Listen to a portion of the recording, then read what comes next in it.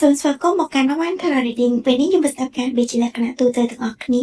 ចង់ដឹងថាតើពេលនេះមកនេះមានអ្វីសម្រាប់អ្នកដែលកំពុងតែទស្សនាការវិភាគរបស់ខ្ញុំមានអ្វីដែលអ្នកគួរតែដឹងនិងមានអ្វីដែលអ្នកត្រូវធ្វើក្នុងទទួលយកដែរទេនៅក្នុងពេលឆាប់ៗខាងមុខនេះខ្ញុំសូមបញ្ជាក់ផងដែរថាវ៉ាន់ Tarot Reading មិនមានទទួលមកពីផ្ទាល់ខ្លួនឡើយប្រសិនបើមាននរណាម្នាក់ដែលទៅអ្នកទាំងអស់គ្នាហើយជាវ៉ាន់ Tarot Reading នោះគឺមិនមែនជាខ្ញុំសោះឡើយម្យ៉ាងការទៅទីវាគឺជាលក្ខណៈទូទៅមនុស្សជាច្រើនដែលទស្សនាការទៅទីវាអ្វីដែលត្រូវជាមួយនឹងអ្នកទាំងអស់គ្នាសូមទទួលយកអ្វីដែលមិនត្រូវជាមួយនឹងអ្នកទាំងអស់គ្នាសូមរំលងអ្នកទាំងអស់គ្នាក៏អាចចូលទៅទស្សនាការទៅទីវាជាច្រើនរបស់ខ្ញុំដែលគ្រាន់តែចូលទៅកាន់រូបភាពរបស់ខ្ញុំលើ Channel YouTube នេះឬក៏ចូលទៅកាន់ Channel ធំរបស់ខ្ញុំដែលនៅទីនោះមានការទៅទីវាក្រុមទិន្នបទខុសៗគ្នាសម្រាប់អ្នកទាំងអស់គ្នាទស្សនាកំសាន្តជីវឲ្យបន្តទៀតសូមអរគុណអ្នកនរគ្នាអាចចូលទៅខ្ញុំតាមរយៈបាកូដដែលមានបង្ហាញនៅលើអេក្រង់ទូរស័ព្ទផងដែរដែលអាចអាចទាំងការទូរស័ព្ទបញ្ចូលអ៊ីនធឺណិតថតជាវីដេអូចែកជូនអ្នកទាំងអស់គ្នាទស្សនាកំសាន្តជីវឲ្យបន្តទៀតសូមអរគុណខ្ញុំតាមដានស្ដាប់ការវិភាគរបស់យើងបន្តទៅទៀតចំណុចតើពេលញឹមនេះមានអ្វីសម្រាប់អ្នកដែលកំពុងតែទស្សនាការវិភាគរបស់ខ្ញុំមានអ្វីដែលអ្នកគួរតែដឹងនិងមានអ្វីដែលអ្នកត្រូវត្រឹមទៅយកដែរទេនៅក្នុងពេលឆាប់ៗខាងមុខនេះនិយាយថាអ្នកដែលកំពុងតែតាមដានស្ដាប់ការវិភាគរបស់ខ្ញុំគឺកំពុងតែមានឱកាសល្អៗតាក់ទងជាមួយនឹងរឿងលុយកាក់ហើយនឹងការងាររបស់អ្នកដូចថាវាដំណើរការទៅរលូនទៅមុខជាងមុនឬក៏អាចនិយាយថាថវិការបស់អ្នកដែលទទួលបានគឺបានច្រើនជាងមុនណាអ្នកអាចនឹងមានការចុះកិច្ចកង្ក្រាឬក៏ទទួលបាននៅគម្រោងថ្មីណាមួយយកមកធ្វើហើយនិយាយថាមនុស្សម្នាក់ហ្នឹងគឺបានតាក់ទងម្នាក់ម្ដងហើយអញ្ចឹងឥឡូវគឺគេនឹងតាក់ទងម្នាក់ម្ដងទៀតណាគេនឹងនិយាយជាមួយអ្នកតាក់ទងជាមួយនឹងគម្រោងការងារឬក៏អាចនិយាយថាចង់ផ្ដល់ឱកាសណាមួយរួមសហការងារជាមួយអ្នកស្លឹកនេះសូមឲ្យអ្នកយកចិត្តទុកដាក់ចំពោះការចំណាយរបស់អ្នកផងដែរអ្នកអាចនឹងមានការចំណាយខុសខ្ទង់ណាដូចថាចំណាយទៅលើការមើលថែសុខភាពឬក៏អាចនិយាយថាការដើរទិញអីវ៉ាន់ហួសហេតុពេកចឹងណាអញ្ចឹងទៅគួរតែកលែកមកមើលខ្លះផងអ្នកអាចនឹងមានជួបបញ្ហាតាក់ទងជាមួយនឹងរឿងសុខភាពផងដែរនៅក្នុងខែនេះអ្នកអាចនឹងមានការគេងយប់ជ្រៅជាងមុនឬក៏អាចនិយាយថាគេងអត់លក់នៅក្នុងពេលខាងមុខនេះឬក៏ថ្មីនេះគឺអ្នកគេងអត់លក់តែម្ដងឬក៏សម្រាប់អ្នកខ្លះទៀតគឺគាត់បដូរម៉ោងគេងតែម្ដងណាគាត់ធ្លាប់គេងពេលយប់គឺគាត់នឹងបដូរម៉ោងគេងទៅគេងពេលថ្ងៃវិញដោយសារតែគាត់បដូរម៉ោងធ្វើការរបស់គាត់ផងដែរអ្នកអាចនឹងមានការបដូរទៅតំបន់ដែលមានអាកាសធាតុក្តៅដូច្នេះហើយសូមឲ្យអ្នកឧស្សាហ៍ទទួលទានទឹកផងដែរអ្នកដែលស្ដាប់ការវិភាគរបស់ខ្ញុំមួយចំនួនគឺអ្នកអាចនឹងរៀននៅចំណេះជំនាញថ្មីណាមួយនៅក្នុងខែដែលអ្នកកំពុងតែស្ដាប់ការវិភាគនេះផងដែរឬក៏អាចនិយាយបានមួយទៀតថាអ្នកដែលស្ដាប់ការវិភាគរបស់ខ្ញុំអ្នកនឹងមានអារម្មណ៍ហោះផុលឡើងនៅក្នុងការធ្វើការងារឬក៏ទទួលបានគម្រោងមួយហ្នឹងគឺធ្វើឲ្យអ្នកសប្បាយចិត្តមានចំណង់នៅក្នុងការចង់ធ្វើវាលក្ខណៈថាចង់ឲ្យវាជោគជ័យចង់ឃើញលទ្ធផលតែម្ដងណានៅក្នុងសិលការបស់អ្នកមានសិលក BA1 បានន័យថាគឺអ្នកនឹងទទួលបានគេហៅថាចំណង់ចំណូលចិត្តថ្មីដូចថានៅសក់ចឹងអ្នកស្រាប់តែនឹកឃើញចង់ទៅធ្វើការងារមួយនេះឬក៏ទៅរៀនចំណេះជំនាញមួយនេះគឺអ្នកនឹងទៅតែម្ដងណាអញយ៉ាងមួយទៀតថាចង់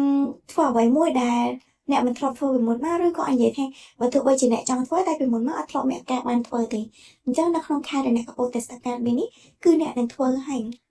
មានឱកាសដែលអ្នកដែលស្ដាប់ការវិភាគរបស់ខ្ញុំនេះនឹងទទួលបាននៅកម្មវិធីថ្មីណាមួយដែលអ្នកនឹងប្រើប្រាស់ឬក៏ស្គាល់នៅកម្មវិធីថ្មីណាមួយតាម social media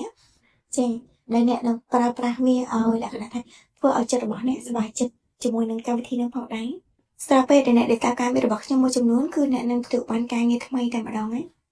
នោះក៏អាស្រ័យដោយបទពិសោធន៍របស់អ្នកហើយចំណេះជំនាញរបស់អ្នកផងដែរ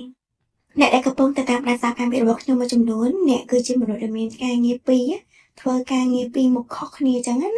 ដើម្បីត្រទងជីវភាពរស់នៅរបស់អ្នក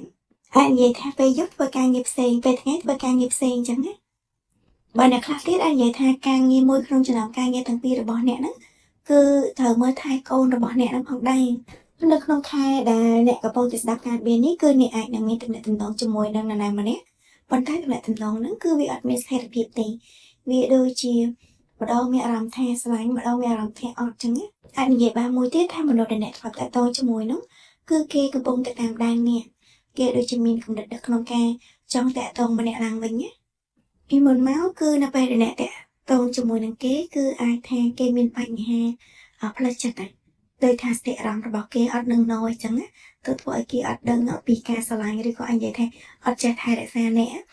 កឬក៏អញនិយាយមួយទៀតដោយសារតែគេមានបញ្ហារឿងហិរញ្ញវត្ថុរបស់គេទៅធ្វើឲ្យអ្នកទាំងពីរនេះបែកបាក់គ្នាទៅប៉ុន្តែឥឡូវហិរញ្ញវត្ថុរបស់គេអាចនឹងមានស្ថិរភាពហើយឬក៏អញនិយាយបានមួយទៀតថាការគិតរបស់គេគឺគេចេះគិតជាងមុនអញ្ចឹងណាអញ្ចឹងគឺគេចង់ត្រឡប់មករកអ្នកឯងគេចង់ត្រឡប់មកតាក់ទងជាមួយអ្នកដែលស្ដាប់ការមេរបស់ខ្ញុំវិញហើយចង់បញ្ជាក់ប្រាប់អ្នកថាគេបានកែប្រែហើយគេមិនមែនជាគេគឺការពីមុនទៀតទេពីមុនគេអាចនឹងមិនទាន់បានត្រៀមខ្លួនរួចរាល់អញ្ចឹងទៅឥឡូវហ្នឹងគឺគេត្រៀមខ្លួនរួចរាល់ហើយ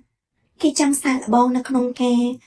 តាក់ទងជាមួយនឹងអ្នកឡើងវិញចង់ដឹងថាតើទំនាក់ទំនងមួយហ្នឹងវាដើរទៅមុខរលូនដែរឬអត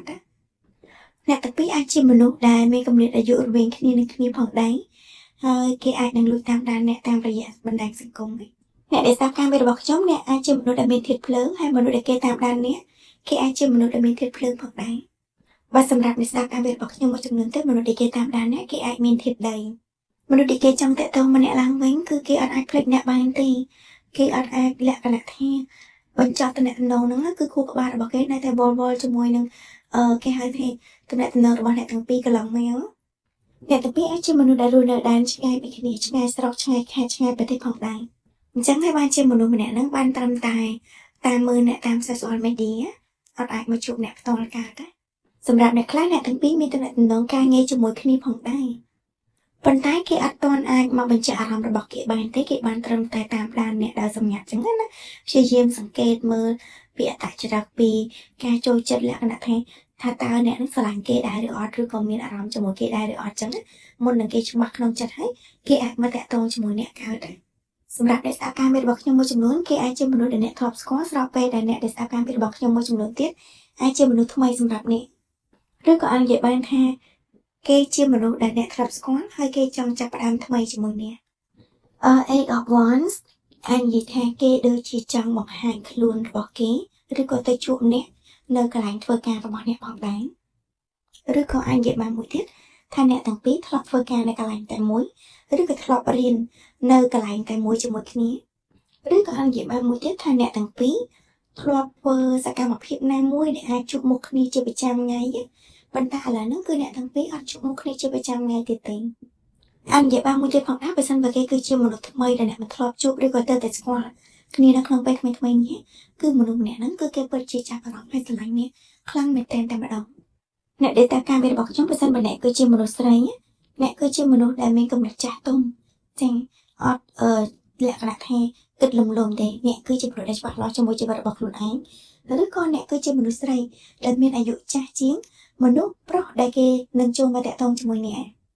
កមនុស្សដែលគេនឹងចូលមកតាក់ទងជាមួយអ្នកគេអាចជាមនុស្សដែលមានបញ្ហាសុខភាពផងដែរដូច្នេះសូមឲ្យអ្នកពិនិត្យមកឲ្យច្បាស់តិចមិនថាសុខភាពផ្លូវកាយឬក៏សុខភាពផ្លូវចិត្តទេអាចនិយាយបានមួយទៀតសម្រាប់អ្នកដែលស្ដាប់ការវិទ្យារបស់ខ្ញុំមួយចំនួនមនុស្សដែលគេនឹងមកតាក់ទងជាមួយអ្នកហ្នឹងដោយសារតែគេមានបញ្ហាសុខភាពនឹងឯងទៅគេមកជួបអ្នកដើម្បីឲ្យអ្នកជួយសង្គ្រោះគេអាចជាអ្នកឬក៏ជាមនុស្សដែលគេនឹងចូលមកតាក់ទងជាមួយអ្នកគឺមានការព្រួយបារម្ភចំពោះកូនណាចាដោយថាតាក់ទងជាមួយនឹងស្នេហាថ្មីឬក៏ជាមួយនឹងនរណាម្នាក់អញ្ចឹងគឺអ្នកគិតដល់កូនជាមុនអញ្ចឹងណាឬក៏អាចនិយាយបានមួយទៀតថាមនុស្សដែលគេនឹងចូលមកតាក់ទងជាមួយអ្នកដែលស្ដាប់ការវិទ្យារបស់ខ្ញុំនេះ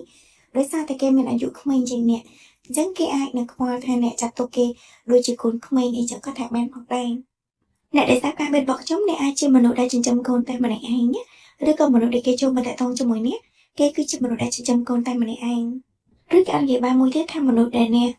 នឹងជួបនៅក្នុងពេលខាងមុខនេះគឺជាមនុស្សដែលអ្នកធ្លាប់ស្គាល់ទាំងតែពីមុនគឺគេមានចរិតជាក្មេងចាអត់ច្បាស់លាស់ជាមួយនឹងជីវិតលក្ខណៈចូលចិត្តសប្បាយច្រើនប៉ុន្តែឥឡូវហ្នឹងគឺគេផ្លាស់ប្ដូរហើយគឺគេនឹងមានការចាស់ទុំជាងមុនប្រកបវិជ្ជាជាមួយនឹងអនាគតជាមួយនឹងអ្នកជាងមុនណាហើយនិយាយបានមួយទៀតផងដែរថាប្រសិនបើមនុស្សដែលគេនឹងចូលមកតាក់ទងជាមួយអ្នកគេអត់មានបញ្ហាសុខភាពទេគឺអ្នកដែលស្ដាប់ការវិទ្យារបស់ខ្ញុំនឹងឯងដែលអ្នកមានបញ្ហាសុខភាពមិនថាផ្លូវកាយឬក៏ផ្លូវចិត្តទេសូមឲ្យអ្នកយកចិត្តទុកដាក់ចំពោះខ្លួនឯងផងដែរដោយសារតែការអានបេគឺជាលក្ខណៈត្រឡប់អ្នកទាំងអស់គ្នាដូច្នេះអ្វីដែលត្រូវជាមួយអ្នកទាំងអស់គ្នាគឺជារឿងរបស់អ្នកទាំងអស់គ្នាអ្វីដែលមិនត្រូវជាមួយអ្នកទាំងអស់គ្នាបានថាគឺជារឿងហេតុចំពោះមនុស្សដែលគេនឹងចូលមកតាក់ទងជាមួយនឹងអ្នកនឹងឯងអ្នកដែលស្ដាប់ការវិទ្យារបស់ខ្ញុំអ្នកអាចនឹងមានឱកាសនៅក្នុងការធ្វើដំណើរកំសាន្តនៅក្នុងខែ6ខែ7ឬក៏ខែ8ផងដែរហើយក៏ច្បាស់ណាស់ថាអ្នកនឹងធ្វើដំណើរហើយអ្នកខ្លះអាចនឹងមានការធ្វើដំណើរទៅដើរលេងនៅក្រៅប្រទេសផងដែរដែលត្រូវការវីសាផងដែរនេះ អ្នកខ្លះទៀតអាចជាការធ្វើដំណើរនៅក្នុងការសិក្សាការរៀនសូត្រអញ្ចឹងបើសិនបើអ្នកកំពុងតែទន្ទឹងរង់ចាំវីសាធ្លាក់មកដូច្នេះឱកាសដែលវីសារបស់អ្នកធ្លាក់មកគឺនៅក្នុងកំឡុងខែ6 7 8នឹងឯងបើសិនបើអ្នកគឺជាមនុស្សស្រីកំពុងតែស្ដាប់ការវិរបស់ខ្ញុំនេះហើយច្បាស់ណាស់ថាមនុស្សប្រុសដែលគេនឹងចូលមកតាក់ទងជាមួយអ្នកគឺគេពិតជាស្រឡាញ់អ្នកមែនទែនណាមិនលេងទេមិនថាគេជាមនុស្សដែលអ្នកធ្លាប់ស្គាល់ឬក៏គេជាមនុស្សថ្មីដែលអ្នកទៅតាក់ទងឬក៏អ្នកនឹងស្គាល់គេនៅក្នុងពេលខាងមុខទេគឺគេចូលមកបែបច្បាស់លាស់ហើយគឺគេពិតជាចង់រួមរស់ជាមួយអ្នកឲ្យមានថ្ងៃអនាគតជាមួយគ្នាសម្រាប់អ្នកដែលសារការរបស់ខ្ញុំមួយចំនួនអាននិយាយថាមនុស្សដែលគេស្រឡាញ់អ្នកគឺគេពិតជាស្រឡាញ់អ្នកមែនប៉ុន្តែគឺគេអាចនឹងមានតាក់ទងជាមួយនឹងអ្នកដទៃចាអញ្ចឹងសូមឲ្យអ្នកពិនិត្យឲ្យច្បាស់ដែរថាតើគេគឺជាមនុស្សខ្លួនមួយឬក៏គេមានជាប់ជំពាក់ជាមួយអ្នកណាអ្នកណីដែរទៀតអញ្ចឹងបើគេអត់មានជាប់តាក់ទងជាមួយអ្នកណាអ្នកណីទេក៏អាចនិយាយថាគេគឺជាមនុស្សដែលងប់ជាមួយនឹងការងារផងដែរអាចថាគេស្រឡាញ់អ្នកប៉ុន្តែភាគច្រើនគឺគេចំណាយពេលវេលាជាមួយនឹងកន្លែងធ្វើការអញ្ចឹងណាអាចនឹងអត់សូវមានពេលវេលាជាក់លាក់ឬក៏ច្បាស់លាស់ជាមួយអ្នកកើតទេ